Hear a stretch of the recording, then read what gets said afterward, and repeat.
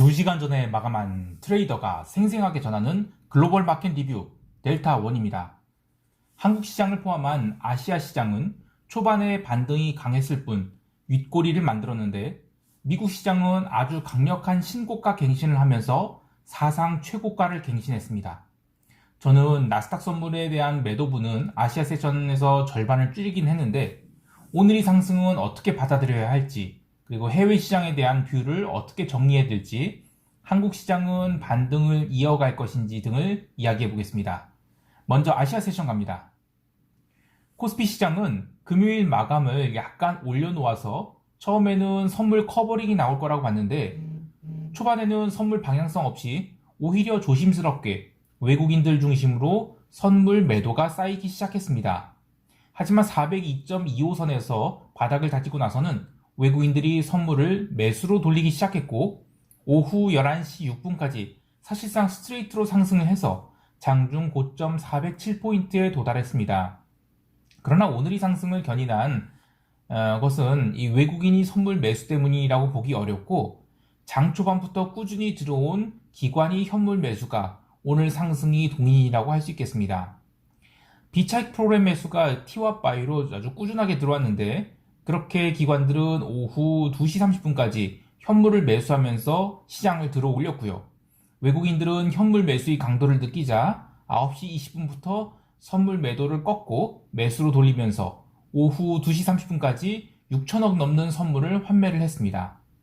물론 외국인이 선물 누적 매도량에 비하면 6천억 원이 선물 매수는 아무것도 아닙니다. 하지만 지난주 후반에 이 414선부터 400포인트까지 내려갈 때 그 이틀 동안 풋옵션을 대량 매도한 것을 감안한다면 어느 정도 하방에 대해서는 이익 실현이 된 것이라고 봐야 되겠습니다. 그러면 그때 외국인이 풋옵션 거래에 대한 풋옵션 매도에 대한 거래 상대방은 누구였냐면 개인이 풋매수였죠.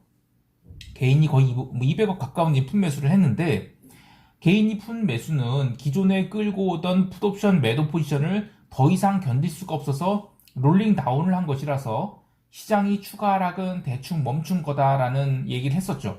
그렇다면 개인은 바보짓을 한 건가 라고 하면 또 그렇진 않습니다. 왜냐하면 개인은 추가 하락이 나올 경우에 심각한 상황이 발생할 수 있었기 때문에 아주 정석적인 대응을 한 것이라고 봐요. 그런데 개인이 진짜 바보짓을 하게 된 것인지를 결정한 것은 사실 화요일에 열릴 외국인이 선물 환매가 되겠습니다. 이번 특징이 외국인이 대량 옵션 양매수죠. 아래쪽으로는 지난주에 푸닥거리가 나올 정도로 밀어버렸다면 이번 주는 콜옵션 쪽으로 푸닥거리가 나올 수 있을 정도로 만약에 당겨버린다라고 하면 개인은 진짜 양싸대기를 맞으면서 털리게 돼요. 이따가 미국 세션에서 이야기를 하겠지만 미국 증시에서는 그런 현상이 실제로 나타났죠. S&P 4주차 위클리 콜옵션은 오늘 하루만 외가격이 무려 300%가 넘는 그런 시세가 발생한 등 아주 난리가 아니었습니다. 변동성이 죽었음을 감안하더라도 300%가 넘는 시세가 났기 때문에 이건 정말 엄청난 시세가 나온 거예요. 시장이 스트레이트 폭등을 하는데 장사가 없죠. 그래서 이 화요일장 저는 우리 시장도 이거 잘하면 폭등이 나올 수도 있겠다라는 생각을 합니다. 물론 저는 우리 시장의 기조는 여전히 하락장이라고 봅니다. 그러니까 3000포인트를 깨지도 않았는데 하락이 끝났다? 이렇게 보진 않아요. 하지만 늘 시장이 옳습니다. 특히 어제 하루 시장의 흐름을 보면 아주 반등이 정석이었고 그게 무슨 바닥을 찍고 상승하는 그런 정석은 아니었기 때문이죠.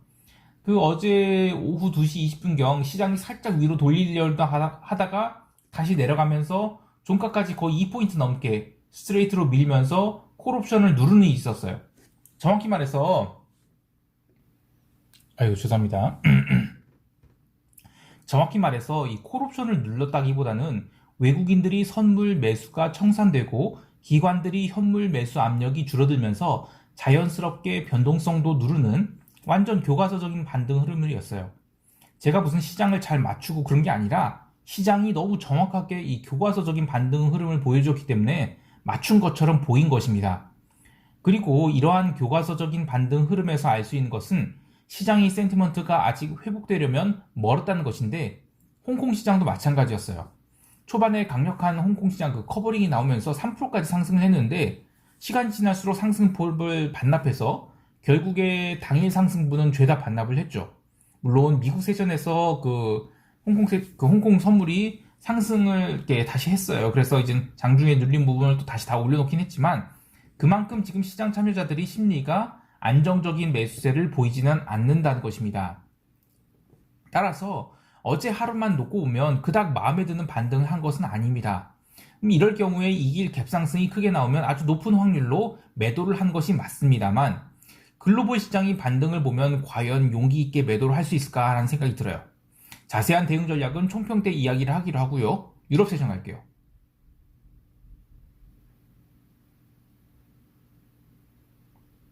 유럽 증시는 사실 이것도 반등이냐 할 정도로 약했습니다. 아니 정확히 말하면 장 시작 전에 아시아 시장 반등이 나오면서 현물 시장은 독일 중심으로 갭 상승을 했는데 반등의 경우엔 갭 상승이 나오면 매도하는 게 맞죠. 그런 정석적인 흐름을 보여준 게 또 유럽 증시입니다. 그렇게 현물 시장은 갭 상승 후 줄줄 흘러내려서 미국 세션 시작할 때까지 하나도 못 올랐다고 해도 과언이 아닌데요. 이 미국 세션 시작하고 나서 미국 증시가 막 날아갈 때도 유럽 증시는 사실상 오르지 못했어요. 물론 변동성 지수는 하락을 했지만 증시가 못 오른 점은 이번 반등이 미국 중심이 반등이고 또 미국 중심이 반등의 이유는 따로 있다는 것인데 이거는 미국 세션에서 다시 이야기할게요. 그래서 저는 미국발 신고가 흐름이 과연 나머지 시장들을 신고가로 견인할지에 대해서는 퀘스천 마크가 붙는다는 것입니다. 그리고 어제는 이 독일을 포함해서 유로존 PMI 지표들이 발표됐죠. 독일이 서비스 PMI를 제외하고는 제조업 다 컨센서스 하회했어요. 특히 독일 제조업 PMI가 62.7로 컨센서스 65포인트를 크게 하회한 것이 특징입니다. 지표가 미스 나오고 나서 이 독일 증시가 하락폭을 키우긴 했지만 기본적으로 독일 증시는 오늘 오를 생각이 없었다고 봐요. 오히려 어제는 독일 국채에 대해서 유럽 본장 열리자마자 강한 매도세가 나왔습니다. 지표 발표했을 때도 잠깐 고개 들고 다시 내려갔죠. 어제 저녁 7시에 독일 1년물 국채 입찰이 있었는데 입찰 직전까지 밀고 내려갔던 채권 매도세는 국채 입찰 결과가 생각보다 낮은 금리, 그러니까 채권이 비싸게 낙찰되면서 장중에 눌렸던 하락폭을 쫙 끌어올려서 마감을 했습니다. 이 덕분에 따라 내려가던 미국 10년 국채도 장중에 작은 아랫꼬리를 만들고 금요일 마감 수준까지 다 올라왔는데요. 채권 시장은 여전히 잭슨홀 미팅을 앞두고 숨 고르기를 하고 있다고 봐야 되겠습니다. 통화 시장에서는 커머디티 반등이 나오면서 오지 달러가 1%, 그리고 룰루인도 1.44%, 그러니까 그동안에 과하게 눌렸던 커머디티 통화들이 아주 급반등을 했고요. 유로화도 또 유로엔도 오르는 등 전반적으로 리스크 온이 흐름을 보여주었습니다. 하지만 추세를 반전시킬 수준이 리스크 온이라고 볼 수는 없고요. 그냥 지난주 금요일 하락이 좀 과했기 때문에 그렇게 나온 반등이라고 해석한 것이 맞겠습니다. 사실 어제의 하이라이트는 이 커머디티, 특히 기름이죠.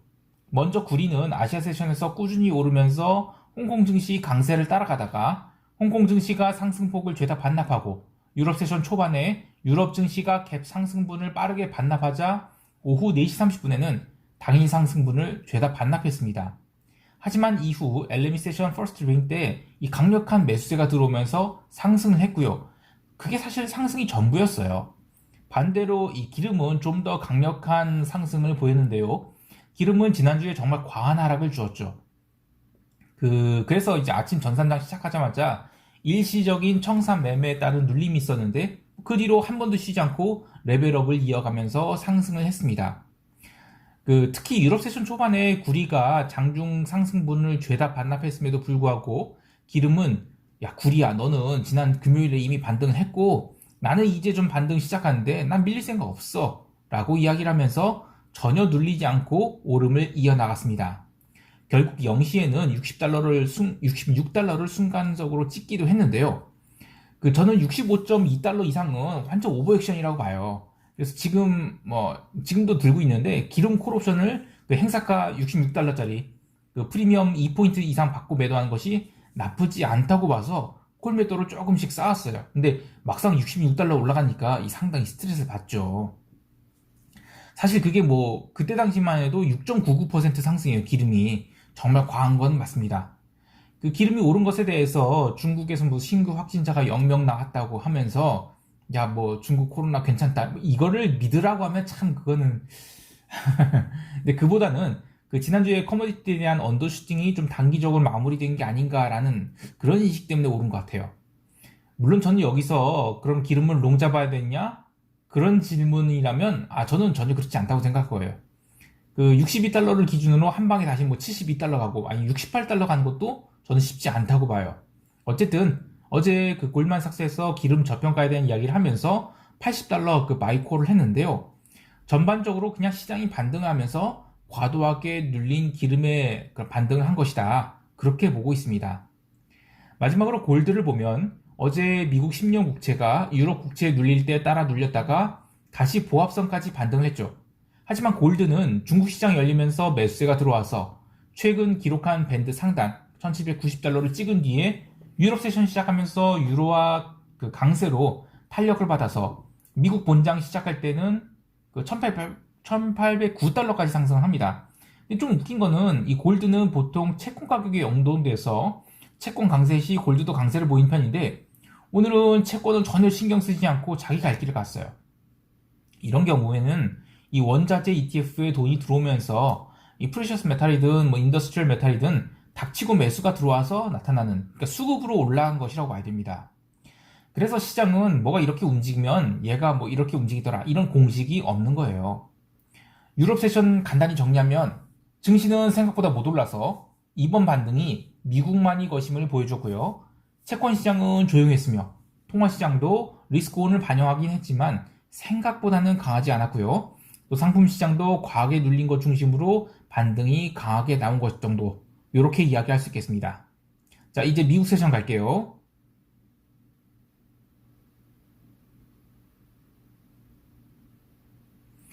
미국 증시 이야기를 하기에 앞서 나스닥 선물 매도를 제가 아시아 세션에서 절반을 손절한 이야기를 좀 이유를 좀 이야기할게요. 멤버십 강마 회원들께는 먼저 말씀드린 부분인데 금요일 미국 시장이 사실상 종가 고가로 끝난 경우에 이게 상승장이잖아요. 그러면 혹은 또 상승이 지속될 경우에는 아시아 세션 오전 12시까지는 오르는 경향이 있습니다. 그래서 나스닥 매도를 추가하지 말고 계속 지켜보자라는 얘기를 했었고요. 12시 이후에도 나스닥 선물은 빠질 생각을 하지 않았어요. 그래서 뭐 그 당시로서는 정말 비싼 가격인 15,417의 나스닥 선물 매도를 손절을 날렸죠. 근데 그 이후로 나스닥 선물은 상승폭을 점점 줄여갔어요. 그리고 본장 시작 직전, 미국 본장 시작 직전에는 15,120포인트를 일시적으로 깨게 됐는데요. 그렇게 이제 유럽 세션에서 이제 나스닥 선물이 힘을 잃어가고 또 유럽 증시도 갭상승분을 다 반납해서 이거 괜히 손절한 거 아닌가라는 그런 마음이 일시적으로 들긴 했습니다. 하지만 이 나스닥이 전 고점이 코앞에 있는 상황이라서 본장 초반에 한 번쯤은 나스닥 고점을 칠 것이라고 봤어요. 그래서 또 마침 오늘은 그 10시 45분에 미국 지표 마켓 PMI가 나오죠. 그래서 그걸 기점으로 다시 내려가지 않을까 이런 생각을 했습니다. 그래서 그게 확인되고 나면 내려가는 거를 따라서 그 매도를 쳐도 된다라는 생각을 했는데요. 웬걸 본장 시작하자마자 또 대량의 ETF 매수가 들어왔어요. 뭐 TQQQ, 뭐 FNGU 같은 이 레버리지 ETF에서 대량의 매수가 들어오면서 시장을 당겨버렸습니다. 그 미국 마켓 PMI, 그리고 제조업이든 뭐 서비스업이든 뭐 다들 컨센서스보다 크게 나쁘게 나왔는데 시장은 전혀 신경 쓰지 않았어요. 뭐 채권 시장도 마찬가지예요. 이 밀려 들어오는 돈이 파도 앞에서 신고가를 향해서 뭐 진군가 외치고 앉아 있는데 무슨 놈이 하락이 나오겠습니까? 뭐 나머지 두 개도 사실 스탑을 쳤어야 되는데 아시아 세션에서 이미 스탑을 치는 게 있고 뭐 나머지 두 개 들고 있는 거야 뭐 오늘 1.5%가 올라도 뭐 큰 손실까지라고는 할 수 없어서 그냥 들고는 있었는데 시장이 내부를 뜯어보면 참 가관이었습니다. 이 오늘 S&P 4주차 외가격 옵션이 무려 300%가 넘는 시세를 보였죠. 그러니까 이 변동성 매도를 넘어서는 시세가 나왔다는 것입니다. 그만큼 시장은 하락에 대한 기대감이 있었는데 그만큼 시장은 지금 하락에 대한 기대감이 있었는데 그거를 오늘 다 꺾어버렸다는 것입니다. 지금이 그 상승장이라고 한다면 오늘 아무리 늦었다고 해도 롱으로 따라붙는 게 맞아요. 왜냐하면 위로 한참 더 열려있는 것이니까요. 근데 저는 상승장이라고 보지 않고 있습니다. 아니 이렇게 매수세가 강하게 들어오는데 무슨 똥꼬집을 부리는 거 아니냐라고 하실 수 있겠지만 오늘 이 시장 상승은 쇼포들이 항복이 만들어낸 상승이지 추세적 상승이 출발지는 아니라고 보기 때문입니다. 그러면 제가 틀렸다는 확실한 도장은 언제 찍힐까요? 그것은 아마 목요일날 결정이 날 것 같아요. 일단 오늘 콜옵션 고평가 현상이 일어났기 때문에 이 화요일은 위로든 아래로든 그 미국 시장은 큰 시세가 나긴 어려워 보여요. 그리고 수요일은 잭슨홀 미팅이 있죠. 오늘 시장이 상승한 논리가 뭐 델타가 확산되고 있는데 무슨 놈이 테이퍼링이냐, 테이퍼링 이거 안 한다, 뭐 또는 뭐 생각보다 뭐 늦어진다, 뭐 이런 이야기인데요. 근데 이 모더나나 화이자는 오늘 델타 확산 수혜로 또 올랐어요. 특히 이제 파이자는 이제 그 FDA 정식 승인으로 올랐죠. 그러면 둘 중에 하나는 틀린 겁니다. 백신 접종의 속도가 붙을 거라서 이제 파이자랑 이런 거에 오른 건데 그 백신 접종 속도가 붙으면 당연히 델타 꺾일 거 아니에요. 그러면 테이퍼링 해야 되는 거 아닙니까? 근데 그것에 대한 답은 제가 결정할 거 아니죠. 시장이 이틀 뒤에 내가 맞았을지 틀렸을지에 대해서 심판을 해주겠죠. 수요일 시장의 방향은 뭐 제가 수요일 가서 이야기를 할 텐데 어쨌든 오늘 미국 시장의 상승은 레버리지 ETF의 신규 설정으로 주요 빅테크 주식에 대한 강한 매수가 들어왔고요. 또 S&P 콜옵션에 대한 커버링으로 사실상 뭐 닥치고 모든 주식이 올랐다고 봐도 과언이 아닙니다. 근데 이제 뭐 그러면 왜 올랐냐? 사실 매도자의 손절매가 시장을 당겼다라고 할 수 있겠죠. 그 외곽의 콜옵션들을 사실 이번에 매도가 많이 들어왔을 거예요. 그런데 그것이 싹 환매가 들어오면서 콜매도자들이 손절매로 또 시장이 올랐다, 이렇게 볼 수 있겠습니다. 개별 종목 보면 신고가를 달린 뭐 마이크로소프트는 쉬었지만 구글이 신고가 갱신했고 또 엔비디아는 무려 5.49% 신고가. 아, 정말 대단합니다. 그리고 간만에 아마존도 강한 반등을 이어갔고요. 또 짜장면 주식들도 상승했고 개잡주로 통하는 뭐 게임스탑이니 뭐 AMC 이런 것들 한마디로 그냥 월요일에 돈 들어온 곳으로 또 열심히 질러댔다라고 할 수 있겠습니다. 자, 이제 시장 총평하면서 대응 전략 이야기할게요.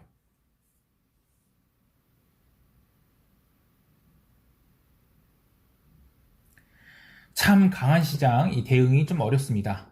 근데 강세는 인정해야 되는 부분인데 사실 편하게 다가오진 않아요. 어쨌든 나스닥이 강세에 먼저 선빵 날려서 매도할 필요는 없고요.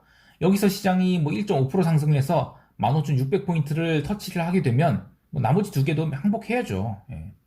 하지만 그보다는 횡보기가 좀 있을 것 같은데요. 사실 이 횡보기에 시장이 조금 눌린다 싶으면 매도를 하고 싶은 마음이 참 굴뚝 같을 거예요.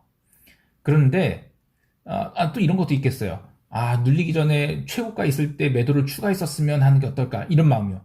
근데 이제 최고가라는 것은 시간이 지나봐야 이게 최고가였다는 걸 알 수 있죠. 과하게 올랐다고 해서 매도를 늘리게 되면 시장이 한도 끝도 없이 올라간 장에서는 진짜 어처구니 없이 아웃당하게 됩니다. 그래서 일단 올라간다고 하면 신규 매도를 안 쌓는 게 좋아요. 사실 주봉으로 보면 이번 주 나스닥 주봉은 종가 고가의 뭐 양봉이 아주 정석 패턴이에요. 물론 화요일날 또 오른다는 게 아니라 수요일에 눌림이 나오든 아니면 수요일에 다시 뭐가 어떻게 되든 수요일에 다시 오를 가능성이 되게 커 보입니다. 그래서 저는 최고점 매도를 노리는 게 아니라 시장이 고가권에서 횡보하기를 기다리는 게 맞다고 봐요. 오늘 상승분 1.5%를 이번 주에 시간이 지나면서 뭐 기간 조정으로 다시 누르게 된다면 비록 1.5% 높은 자리에서 매도하지 못한 아쉬움이 있을 망정 훨씬 더 안전하게 매도할 수 있게 됩니다. 이게 추세 매매를 한 사람들이 고통이에요. 추세의 최고점에서 매도하는 것은 뭐 선으로 매매를 한 사람들이라 아니면 무슨 입으로 매매를 한 사람들, 이런 사람들이 뭐 나가 추세 최고점에서 매도를 했다 이렇게 하는 건데, 실제로 추세 추종하는 매매자들은 손절 참 많이 합니다. 그리고 최고가에서 매도를 때리는 게 아니라 다 확인하고 꺾인 다음에 반등 나올 때마다 매도를 해서, 그래서 이제 에딩을 하는 것이지 최고점에서 막 줄 긋고 거기서 딱 매도, 이거 아닙니다. 그렇지만 제대로 만약에 이제 포지션을 키웠다 그러면 추세를 상당히 많이 챙겨 먹게 돼요.